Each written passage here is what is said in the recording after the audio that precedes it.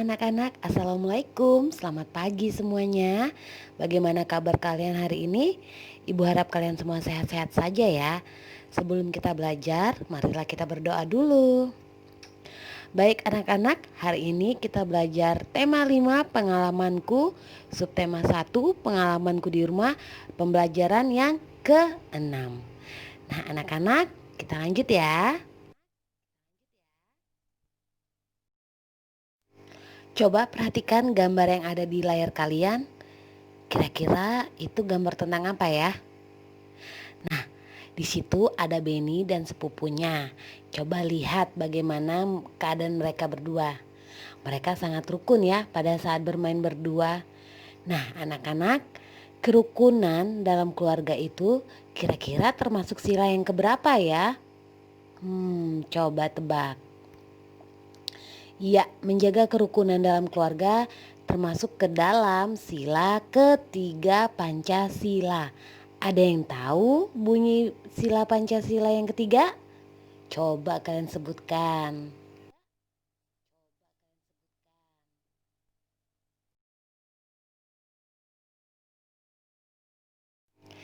Nah, anak-anak, menjaga kerukunan dalam keluarga itu termasuk ke dalam pengamalan sila ketiga Pancasila yang berbunyi Persatuan Indonesia.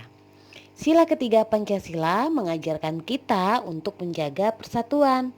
Dengan mengamalkan sila ketiga akan tercipta kerukunan di rumah. Contoh penerapan sila ketiga Pancasila di rumah yaitu pertama, mendahulukan kepentingan adik pada saat bermain. Yang kedua, tidak memaksakan kehendak. Yang ketiga, saling menyayangi, saling tolong-menolong, saling menghormati, dan saling menghargai. Nah, itu beberapa contoh penerapan sila ketiga Pancasila yang ada di rumah. Kira-kira kalian sudah menerapkannya atau belum ya anak-anak? Ibu harap kalian sudah menerapkannya ya.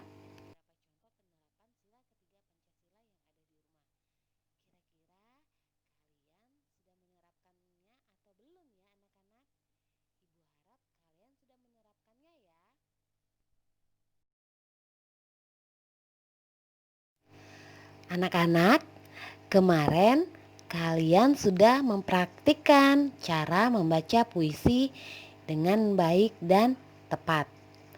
Nah, anak-anak, kali ini kalian harus bisa belajar untuk menanggapi pembacaan puisi dari teman-teman kalian. Nah, untuk memberikan tanggapan, kalian perlu memperhatikan hal-hal berikut. Yang pertama kalian nilai dalam pembacaan puisi itu yaitu artikulasi. Apa sih artikulasi itu?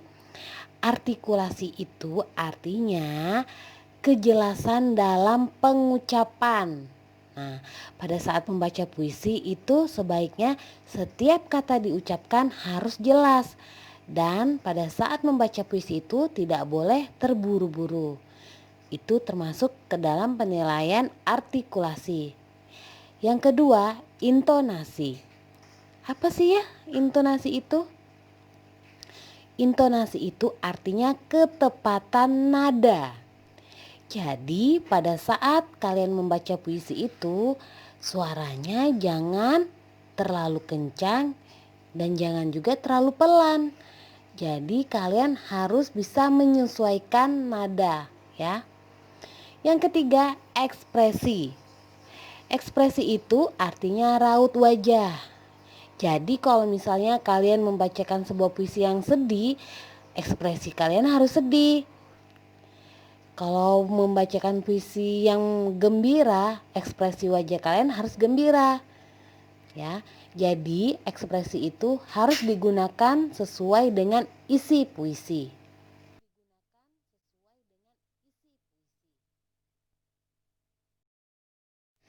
Nah, anak-anak, coba kalian perhatikan layar yang ada di layar kalian. Itu gambar apa ya? Iya, itu adalah gambar sebuah pintu. Masih ingatkah kalian alat untuk mengukur panjang sebuah pintu?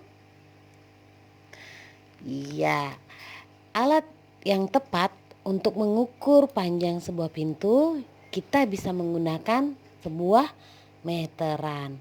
Nah, alat ukur panjang ini masing-masing ada fungsinya ya anak-anak.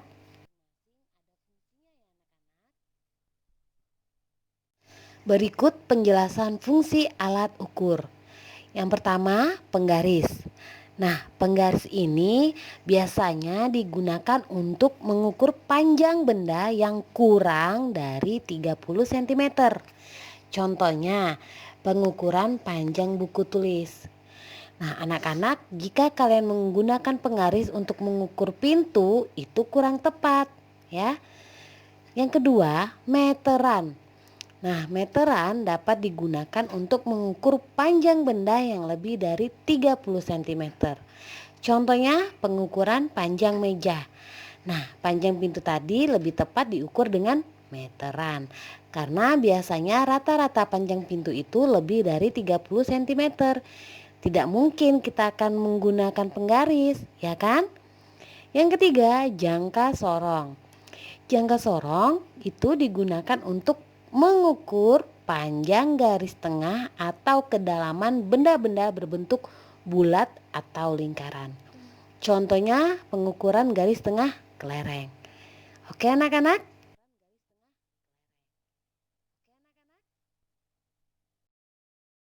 Baik anak-anak, kita lanjut di tugas. Hari ini ada 2 tugas kalian. Yang pertama muatan pelajaran PPKN. Di situ kalian disuruh untuk memilih nomor sikap yang sesuai dengan sila ketiga Pancasila.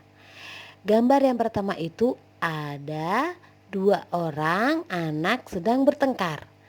Yang kedua ada 2 orang anak yang saling membantu. Yang ketiga ada 2 orang anak yang saling membantu dalam menyiram tanaman. Yang keempat ada sebuah keluarga yang sedang makan bersama.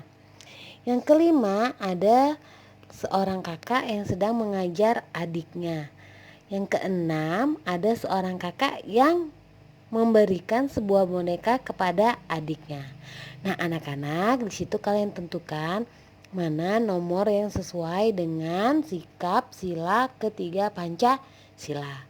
Lalu tugas yang kedua yaitu tugas muatan pelajaran bahasa Indonesia. Di situ ada sebuah link video. Di dalam video itu ada seorang anak membaca puisi yang berjudul Hujan. Nah, tugas kalian yaitu memberikan sebuah tanggapan atau pendapat bagaimana cara membaca puisinya. Mulai dari artikulasinya, ekspresinya, dan intonasinya. Apakah sudah bagus atau belum? Silakan kalian menuliskan pendapat kalian di buku tulis kalian. Oke anak-anak, selamat mengerjakan. Ibu harap hasil tugas kalian bisa baik.